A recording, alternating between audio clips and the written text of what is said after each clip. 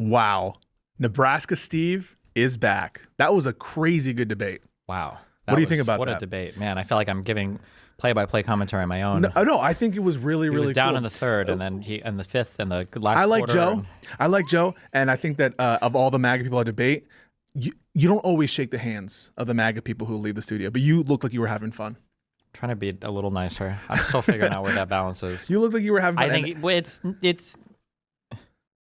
it's a little bit depressing because you're going over the same topics over and over and over again. It's a little bit depressing because it's the subject matter is like not good. It's not good. You started talking about the his case that he's working on about the First Amendment, the gag order. I thought that was a really interesting discussion about the trade-off between freedoms, but the necessity to have... It can be an interesting discussion, it can be, but it's very boring to talk to people who pretend immediately that they're like free speech absolutists when it's like there's a lot of, you've said this before. Actually, I think I've taken a lot of what you've said before on this, basically that like freedom of speech is there, but there are a ton of different ways that we restrict a person's speech. And this idea that like it's always bad and it's always horrible and you can't even conceive. It's very annoying to me when somebody is like, when somebody comes into like, can you believe that they would restrict this? Like, I can't even think of that they could ever. It's like, okay, come on, let's be reasonable. We can think of like, there's definitely countervailing forces here. Yeah, the First Amendment in particular has a lot of like discrete categories of weirdness. I mean, you brought out Brandenburg, which I thought was really good to see the progression of you as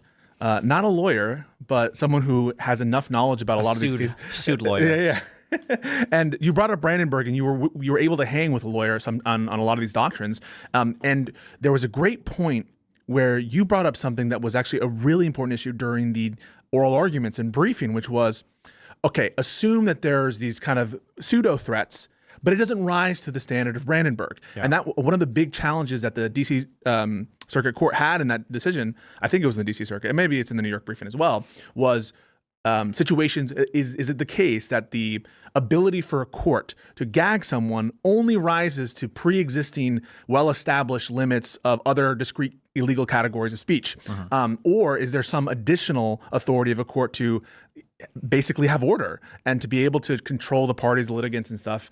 So I thought that was it started as a more calm conversation. It was getting into the weeds a little bit actually on some of these doctrines before you turn to some of the cases against Trump specifically. Sure. That's my new hated phrase of all time, getting into the weeds on it, because these distinctions are important, right? Because there's a difference between like criminally charging somebody versus gagging somebody. I also didn't like that he kept saying like take away all of their freedom of speech, implying that the gag is like you can't say anything about this at all. And I could be wrong, but I thought, wasn't Trump's gag only specifically tailored to comments about the judge and his family? Yes. In fact, I think Chutkin narrowed it. It depends on which. There were multiple, as Joe put out, which is one of the frustrating things, is he knows enough about the cases to be able to distinguish. Tricky with it, yeah.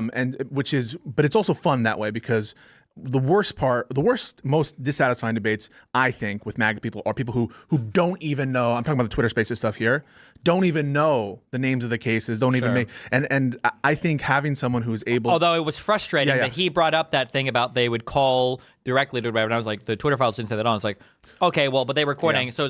So if I hadn't read them, would that lie just stand? And now I'm like, well, fuck, was the FBI actually calling Twitter and saying, take this down? One thing that I love that you've been doing recently, and I think that everyone needs to do this if you're doing the debates, is understand the forward movement of chronological time, and being able to track that there's, we can't go back in time. Like how many people think that the Hunter Biden laptop store was taken down because of the 51 lead agents or whatever? Yeah. Which was after. Right. It even went back up. So a lot of these cases, things like the Burisma hoax, I'm calling it a hoax because what they're alleging about it is a hoax, not that Burisma doesn't exist. It requires, if you're going to debunk it thoroughly, which people have done and I do all the time, it requires you to understand the flow of time and the fact that, for example, when are these emails happening about Shokin? When are these cases starting? Now, you almost had I think a different version of you might have conceded this a little quicker when, well, did they prosecute under Biden or did they prosecute under Trump? But you were specifically pointing to the start of the investigation as opposed to the actions taken after. One thing I wish you would have brought up, and I think is that the special counsel, David Weiss, Merrick Garland, who he said was the most corrupt AG ever, and you kind of gave this. I love you. I'm just kidding. Yeah, okay. I think Merrick Garland's doing a great job. I just said it to fight with him. Yeah. But I understand where you're going. You're going to say that, like, well, why was Weiss okay to be appointed as special counsel? But Garland promised Congress. He said, I'm not going to touch the Trump-appointed U.S. attorney who's in charge of this case, David Weiss. And so even though the Biden DOJ prosecuted it, it was pursuant to a promise of Merrick Garland to maintain the Trump-appointed U.S. attorney who had been in charge of the investigation that started under the Trump administration. I thought you did a great job bringing in the origin of the investigation. Why is it that why didn't they just keep Jack Smith up and force Trump to shut that down? I've heard people say, and I think it's dumb, that they wanted to keep the cases alive by parking them so now they could bring them back. But like realistically, when Trump is 90 years old, is anybody gonna have any interest? Like, here's the thing. And in a second, we'll transition a bit into our conversation. The DNC, sorry, we're going to transition to DNC in a second. But the reason why Jack Smith and all these people claim, and I think can credibly claim they're above board, is they don't break their own rules. And the DOJ has a policy that you cannot indict a sitting president. That has always been their policy. And so to say, we're going to continue these cases, well, but that doesn't make sense then. Why? Because then why is Weiss there? Hunter Biden was never going to be the president. But I mean, I thought one of the big points of the Hunter Biden stuff was that it was going to eventually implicate Joe Biden. But that doesn't extend to investigations. The holding of the Department of Justice. Wait, so you can investigate a sitting president but not charge him with a crime? Yep. Listen, I don't agree with this immunity decision. I think it's bonkers. But yeah. Well, wait, to be clear, that's not the immunity decision. That goes back to the Eric Holder memo for the from Obama, wasn't it? The OLC? You're talking about the OLC? Yeah, the OLC. No, that goes back to Nixon, and then there was a new memo issued in 2000. But I'm not referencing that. I'm saying. Never mind. I know Holder did the assassinated American citizen. I thought Holder also did one on indicting a sitting president, but maybe I might be. There's two memos, one from 73 and one from 2000 about indicting a sitting president. Okay. But all I'm saying is that the Supreme Court has not said that you can't investigate a sitting president or a former president. Sure. They haven't gone that far. Sure. And there's precedent, like obviously the Nixon, the tapes and stuff. They were investigating obstruction of justice of Richard Nixon, which now, by the way, it seems preposterous that there can even be such a thing as obstruction of justice by a president. That's insane. But no, I think it's a good palate cleanser, and I think it's a good example to show, frankly, and with all respect to the extent that he's doing it, to Joe, what we're up against a little bit and why it's important, I think, to have good leadership and to have someone who's willing to take on these narratives, because you have people, and I'm going to call it, I think he's a bit of a propagandist. Josiah? Oh, sorry. You're going to compare good logic to Josiah? And we need to have good messaging on it. But he is getting all these narratives from people like, with respect to Burisma, John Solomon and other people who are propagandists that start these messaging campaigns, and they get it, right? They understand they have the double standards ready to go. They understand the messaging, and these people transmit their narratives to even the more kind of moderate level streamers. Marching orders. Yeah. And so I think that now Democrats try to do this as well, but it doesn't, for whatever reason, doesn't funnel, either the message is not as good or the connection isn't as good to the people sort of on the ground, the media figure. So that's my sort of transition to the DNC. One thing I want to say before anything is we're so happy at the response from the community. There's messaging, there's people saying like, yeah, let's contact these individuals. I've seen, messages of praise. And so really, really happy about sparking that conversation. And I can already see individuals who have never known what the DNC chair race is talking about it, memeing about Skoufis's shirt or the F-bomb, which I think was a great moment yesterday. Did you feel more comfortable after that F-bomb? He was a really comforting kind of guy. Yeah. I was comfortable in general, but yeah. He was a cool dude. O'Malley. And so was Skoufis, and I think the response has been wonderful for those two. Hopefully we'll see more interviews. We actually have another interview soon of Jason Paul. So we talked a little bit yesterday about the importance, or questioned the importance, of having a quote-unquote outsider.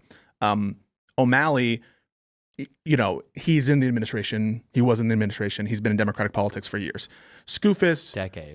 For decades. Yeah. Skoufis, he's definitely an outsider in the sense of not necessarily to that federal office kind of thing, but he's still a politician. 8-0 in his election. Yeah, and so Jason Paul, he's a real outsider that we're about to meet. He's an attorney, so he has affiliation, I think, in Newton, Massachusetts, and he has some Democratic connections there, but in terms of, he's not an actual politician right now, but he felt like he wanted to be a part of this campaign, a part of this conversation. And so we're going to have a conversation with a real outsider about his vision for the DNC chair. I think that's super important. Our goal is to talk to every single person who's going to be up for this office. And so what are you, going into this interview, What's your perspective? What are you looking for? I'm still trying to cool off from the Yeah. Joe conversation. No, yeah, I mean, it'll be probably similar to the last two. I mean, this guy's coming in from an extreme outside perspective, so I'm curious how he approaches a race like this and what his strategy is for, I guess, trying to shore up votes, because it's kind of it's a weird world where you're trying to appeal to the public, but then it's also just these, 448 DNC voters for the people that are actually voting. So like, how does he manage to get any of those people on his side for believing like he has a shot for a race like this, or would be a good leader for anything like this? I think that's a good approach. And I think regardless of what we heard yesterday, everyone seems to be in agreement that there needs to be some change. And maybe that means changing the messaging, changing the party. Maybe that means getting a fresh face, but maybe it means going with a real outsider. And so that'll be up for the 400 or so voting members to decide, and for the people to put in their perspective on what that will look like. Where do you think that an outsider has the best chance of influencing the future of the Democratic Party? In other words, what are some things that you think an outsider can do that maybe an insider might be more limited at, assuming they could get the votes? That would be a good question for him. Are you asking me? I'm asking you. Well, I mean, I've been a big bureaucratic institutionalist person now, so you kind of I like my insiders. You have a natural disposition towards structures, and Joe brought that up as well. That you trust. I do trust the system. Yeah, the system. He does too, just only when the Republicans are running it. Do you think that that's true? You think that he's going to be? Well, you just told me that the stay got kicked down by the Supreme Court, but it seemed like he was way more excited to bring up a stay issued that agreed with him than the fact that a higher court rejected it. So true. I feel like a lot of people are very eager to support whatever structures or institutions when they feel like they're on their sides. Why is it that you don't seem to have an understanding of the female athletes in this country? Why did you have a problem with that question yesterday? Which question? What do you mean? Remember when I quizzed you at the end of yesterday's stream? Yeah, I named like 15 athletes. I think they cut the stream off early, but what about it? And then you said something like, we were at dinner, not to disclose everything that was said, but you said, I don't know any male athletes. And then you said Michael Jordan. You said LeBron James. You said Messi. And so you were able to name at least 3. I named at least 3 female athletes. Okay. Folks. What? There was Serena and Venus Williams. Nice. You didn't do any, so I called you on that. You didn't do any research. Well, Well, I'm just saying I knew those. You didn't think I was right going to off bring the it back top up? of my head. Yeah. I so knew right those now, immediately. okay. So I gave you all this time to prepare. You were called on it yesterday. So can you name 3 more female athletes now as we sit here? Iman Khalif, the boxer. And is it Riley Gaines, the swimmer on Twitter who hates trans people? And then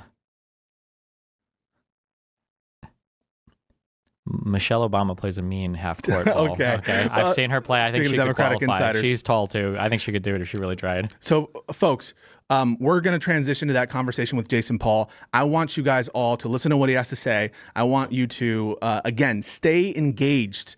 This race is in the sort of the last sprint of it. It's happening on February 1st. And so if you like what you heard from O'Malley, from Scoofus, or from Jason Paul, we want you to tweet about it, message in the subreddit, discuss amongst yourselves, and show these DNC members, but also the candidates themselves, that you're worth catering to, that your interests matter, and that you're willing to hear them out, even if they are not from being promoted to you from the mainstream of the news or the Democratic Party. And if they don't vote for the candidate that we want them to vote for, there's no gag orders to stop us. So Exactly. Just saying. So we'll be right back with Jason Paul and Stephen Bunnell II. Cool. Wow. So we have to stop coming in on WoW all the time. That's my bad habit, and you've picked it up. Why? Stop doing that. It's because I want the humanization. I don't feel very humanized right now. I feel like I'm talking to a fucking robot. The Pisco bot. Yeah. Can you stop for a second? We're trying to appeal to a normcore audience, and you didn't ask any questions about hoflation. True. He was even trying to do the red pill stuff because he was like, this is how you get your girlfriends to support you to watch the Libertarian Conference. Oh my God. Maybe it was an op. No, but From the Libertarians, or I appreciate the conversation. I want to give you the space to. There was a little bit of a thing that just happened. Nothing happened. Something happened. Nothing happened. Factually, So if you want to talk about it, we can. I don't need to talk about anything. I just fucking can't. Okay, I'm curious. Yes, yeah, go for it. Okay, because I went to the St. Louis Federal Reserve website because there's always one claim because they'll always make one claim about something that I just don't know exactly.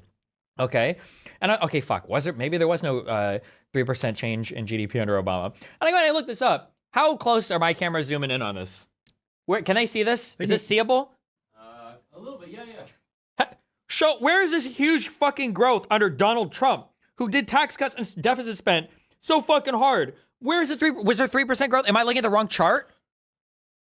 Those are fake numbers. You believe those numbers? Fuck you. It's so cringe. Did it ever why did he have that number in his head? I don't know. I feel like these numbers really, at the end of the day, it's just a game, really. I mean, this is all fagoozy. Somebody also brought up I saw a post on my subreddit that 7% rejection rate on ballot. That's just a totally bullshit made up number as well. 7%? No, it was never 7%. Well, he said that before mail-in ballots were rejected at a 7% rate, which intuitively I should have realized. That does sound kind of high. But maybe it's the case that before COVID. Oh, I'm sorry. Are you saying that it was 7% rejection in 2020 or before? Before, it was 7%. No, but the rejection rate goes down because it's a wholly different population. I'm not an idiot. I know why. It was a different cohort. I said that. Yeah, I agree. Oh, you and did he was say like, cohort. Yeah, because he was like, well, how is that logical? And it's like, what do you mean, how is that logical? Yeah, it's a different, like you said, it's a totally different population now. Yeah. There might have been a chance that I requested a mail-in ballot at some point in my life and I didn't know what the fuck to do there. But like getting one mailed out to you, and it's like obviously an election where everybody's way more plugged in, and like we know that the mail-in ballots is like the main talking point. Did you vote this year? Yeah, of course. What do you mean? Did I vote this year? Not only did I vote, I went in my big old fucking America shirt. Name my the big America shirt. Top 3 non-voters this year. Fuck. Wait, what? Top 3 people that you like who didn't vote this year. No, why would I call anybody out like that? I showed up in my big America shirt. Yeah. And when I did, because you know how before you go into a polling place, there's like Democrats and Republicans that give you like the little guide sheets on voting. The Democrat guy saw me, he didn't even talk to me. And then the Republican dude saw me and they were like, yeah. And they handed me a thing. And I was like, I love America. I'm here to vote for Harris. Yeah. And the Democrat guy was like, oh, good job. Because he's an older dude. And the other guys were so mad. Yeah. And I was like, because every Democrat is exactly. 90. And then I didn't actually say that. they said, oh, who are you voting for? I was like, ugh. And then I Are the only away. Democratic Zoomers Dean Withers and Harry Sisson? Honestly, maybe, yeah. Did you see that Al Qaeda guy was like Barack? No, oh my God. Al Qaeda? I'm at Osama Oh bin my Laden. God! Dude, they do this. No, they do this. They do this. Because they call him Barack Hussein Obama so much. Do you see what they've done to my brain? Do you see how the Republicans control everything? He admit it. You cut that part. No, we're not cutting that. Cut that part. That's key. Edit that out? No, we have a 5-second time delay. The guy who killed Osama. Trump? No, sorry. The guy who actually maybe killed Osama. Oh, you're the guy who did, or the guy who claimed he did, who goes on all the podcasts talking about how crazy, yeah. He was like, hey, Harry, hey, Dean, you guys would be my concubines. Oh my God. That was so cringe. But then he won and he had the last laugh. Why? Did he make them his concubines? Well, no. But he got to win. Oh, okay. I think somebody tweeted out, didn't somebody quote tweet him and they're like, are you saying you'd make them like their gay sex slaves? And he was like, yes. I think he like owned it. He was like, yeah. I couldn't even tell if it was a joke or not. Yeah, there's a lot of like weird sex stuff, cult stuff. Yeah. It's like the occult. A little bit, yeah. Did you see that? I think it's all a meme still. Elon tweeted out today, I am Adrian Dittman or whatever. But I think he's just like not trolling. I don't think he is. Until that news report came, I was fully convinced that you had interviewed Elon Musk. I'm still 50-50 because both of them are just so weird. I can't tell. There's verifiable proof. Oh, wait. Is that other thing? Because I know there's like a picture. Is it finally confirmed now that it wasn't him? There's a guy named Adrian Dittman. There's probably at least a couple people named Adrian Dittman on the planet. There's not. Oh, how confident are you of that? How many Stephen Kenneth Bennells are there? Well, at least 2. So... what a horrible example. Oh my God. You have the same middle name too? Yeah. Stephen Kenneth Bonnell the first and Stephen Kenneth Bonnell the second. Like, I love myself so much, I want to name my offspring me. Not only that, he must have hated his other 2 or whatever sons that he didn't give him that name. He reserved it for me. What's the acceptable level? Because even the middle name my older brother, I guess. You shouldn't be middle naming yourself. You shouldn't be like... Well, no. The middle name is from my grandpa. His name is Kenneth. Yeah, but He's like a what I Vietnam vet. Put some respect. Bet? He also bet in Vietnam too. He bet in Vietnam. That's where he won his wife. Yeah. Wait. What? Wait. Hold on. I'm so What'd you sorry. just I say? just realized my grandpa had really dark skin. Can we get that again? Dark skin? Yeah. I wonder what his. Is your dad Cuban? No. My dad's from Kentucky. I don't even think Cubans are allowed there. What is it with Kentucky? Andy Bashir. Who's that? You don't know who Andy Bashir is? Yeah, but I'm asking for the audience. I'm like to get exposition out of you. Oh yeah. Andy Bashir is the head of Kentucky. Like the governor? They don't call it a governor, they call it the head. Really? Yeah. Why do different states have different names for different parts of their I know. like There's the New York Court of Appeals? That's the most confusing. I'm Because actually you gonna literally the definition of supreme is it should be like the New York penultimate it's the court of general jurisdiction. The New York Supreme Court came first. We're gonna have a whole Unreal. thing about that, a video that's gonna come out about that. But About what? about the New York court state system. Why? Who's we? We're gonna have an explainer about it. Oh, that's launches right after this. Yeah, it'll be so right after this. Just stay on, and we've prepared Good Logic is here to walk you through the whole. everything you New need to know. York. And he'll tell you everything you need to know, and it'll be everything that there is to know about the New York court system. Folks, what a great weekend. We're about to wrap it up. What are some thoughts you have as we're ending our content for the weekend? Are you excited for other candidates that we're going to see? What are your thoughts? Where's your head at? I'm so excited. I think that the coolest things that could come out of this is kind of being a little bit more aware of how the Democratic Party operates. And I think trying to have more input as an individual and as a community into how the Democratic Party operates. I wish that there was a way to filter through like genuine excitement for the Democratic Party. Like I feel like that sounds like a like astroturfing just saying that. It just sounds weird because I feel like there's like that doesn't exist. And we need more cool dudes. But I felt there were some great moments Yeah. from each of the candidates where they tried to relate to the DGG community and maybe the normcore audience. And Is my audience the normcore audience? that's a good point. I didn't really think about that. They are. I didn't really think about They're very normal. and there's also an internal conflict, I think, between the Steve Urkels of the world and the Stefan Urkels Wow, okay. of the world. Did you hear Vivek say this? Here, who said this? Vivek? No, I didn't. Did he say that? Did you that know was the example JD you used? Vance's one of his sons named Vivek? I didn't know that. You didn't know that? Pretty funny, interesting. Interesting. But I think that you have a very You just remind me. Steve Urkel type like No, I don't. aesthetic, but people treat you like Stefan Urkel. That's because I'm more like a Chad Urkel or maybe like a Sigma Urkel. Sigma. That's my aura. That doesn't make sense with the whole Steve thing. I mean, it's That's why I didn't use the word Steve. What did you remember before we close out? The Republicans know the game and they talk about the game, and then we all like pretend that isn't the case, and it drives me crazy. There's two examples. One quick The Mitch one is McConnell. no, he brought it up, and I think you just brought it up. One prior to this was the Bannon talking about how the censoring of that Hunter Biden laptop story was the best thing that could have ever happened, and then Right. like publicly Republicans acted terrible. Bannon was like, And they yeah, pretended like, yeah, oh, like it's so wounded horrible. animals. They knew it Yeah. wasn't. But then the other thing is you just brought it up, Vivek. and the last guy brought it up as well. Urkel. What, are you just like saying random I proper don't know what I nouns? just brought up Urkel, and you're like, you just brought it up. No, it was. Oh my God! You actually wiped my mind. This random. You're just This like guy. you're like Twitch chat. You're just saying the random whatever the fuck. He's like, Are you gonna start just talked emoting about it. I'm in like, person? we were just talking about Urkel, your aesthetic being very Steve Urkel coded, but you're very Stefan in demeanor. What was actually probably I don't also even know Steve what the Urkel. fuck I'm talking about. What were we even talking about? You were like The Republicans are aware of things Steve that Bannon. work. Yeah, Bannon did this, Hunter Biden. and then oh my God, we're gonna wait. How long are we here? How long do we have this rented for? We're over time, but I'll pay the extra. Hold on, I'm The gonna remember what I was contract gonna say provides for it, yeah. that you tried to distract me from. The last I didn't try anything. you just brought up. Finish saying whatever you're gonna say, and I'm gonna remember this. So it was never planned for Steve Urkel to be the main character of Family Matters. No, what else do you have to say? I think my favorite moment was when he visited Full House and Jesse taught him to walk. But that moment where like it became all about Steve Urkel, I think people underestimate the story, like the family plot lines. What were you talking about right before? You'd mentioned something that he'd mentioned. What were you talking about right before? Winslow. No, oh my God. I don't know. Oh, the JD Vance stuff. Yeah. Thank you. I said Vivek. EJA. His Shut the fuck up.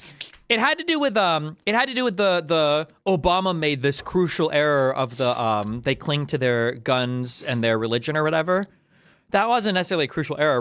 Do you remember Obama we saying were this? not talking about that. But you brought up Vance. Yeah. Vance and all the Republicans, but Vance in a speech, or not in a speech, but in an interview, he agreed with this. And he said Obama got fucked on that state. He didn't say it exactly like that, but he's like, the Republicans played it up really well. But Vance is like, Republicans do actually have this problem. They do cling a lot to like these particular cultural issues. And he knew what Obama meant. And I think all the Republicans They're knew what Obama eternal meant. victims. And then Good Logic tried to do it here Yes. with the Biden hating all MAGA Americans. And then I asked him, do you know that he doesn't mean all that? He literally said He's not offended. minority. It's so exactly, it's yeah. the performative. height of performative. It is. Like crying and cry bullying. They're like, oh my God, I can't believe Joe Biden did his Hitler speech in front of red LEDs, and he's going to compare that to unbelievable the incitement of our Capitol on January 6th. And by the way, he tries to bring it up. You should never concede. I'm glad you didn't. That it didn't meet Brandenburg, because there are two events there that where you could say that there was a speech that was inciting. One is, I think in totality, the speech of the ellipse would have should meet Brandenburg. Whether this court, and you said it rightly, would have recognized it. Oh, as there's something two. else. There's two elements.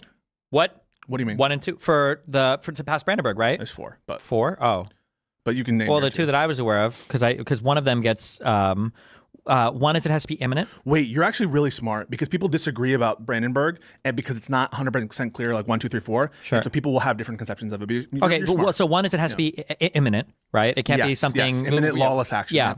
And then the second one is you have to have the knowledge that what you're saying. Intent, yes. Not just intent, but like the knowledge that it could actually happen. That I think that it's possible that what you're going to say. So like if I'm talking to like 5 people and I'm like, we need to go fucking take over the New York courthouse or whatever bullshit. And I know there's no chance. Even if I want them, there's just no chance or whatever. Yeah. But Donald Trump It's a knew question he of had called all these proximity, people yeah. here. He was informed by his intelligence agencies, the people with weapons. Right? He knew The he single had, yeah. best case. The single Yeah. best case. So I think the speech of the lips fits it, but and you nailed it too.